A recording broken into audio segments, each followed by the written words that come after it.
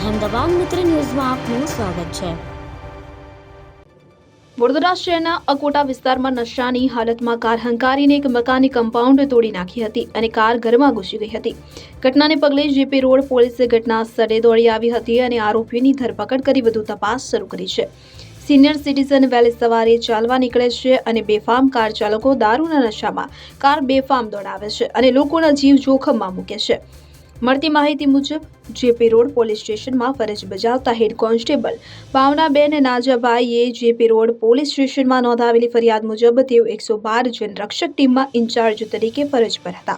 આ દરમિયાન event number તેમની ટીમ અકોટા પ્રોડક્ટિવિટી રોડ સ્થિત અક્ષરધામ સોસાયટી ખાતે પહોંચી હતી। ત્યાં તપાસ કરતા મહિન્દ્રા કંપનીની સ્કોર્પિયો કાર સોસાયટીના મકાન નંબર A11ની દિવાલ સાથે અથડાયેલી હાલતમાં જોવા મળી આવી હતી। કારના સ્ટીયરિંગ પર બેઠેલા વ્યક્તિને નીચે ઉતારી પૂછપરછ કરતા તેના મોઢામાંથી દારૂ જેવી વાસ આવતી હતી। સંદિગ્ધ વ્યક્તિને પોલીસ સ્ટેશન લાવવામાં આવ્યો હતો, જ્યાં પંચોની હાજરીમાં બ્રેથ એનાલાઇઝર દ્વારા તપાસ કરતા તે નશાની હાલતમાં હોવાનું સામે આવ્યું હતું। પૂછપરછ દરમિયાન તેણે પોતાનું નામ સચિન રાજેન્દ્રભાઈ કશ્યપ હોવાનું જણાવ્યું હતું। પોલીસે આરોપીની કાર કબજે કરી છે અને પ્રોહિબિશનનો ગુનો નોંધીને તપાસ શરૂ કરી છે।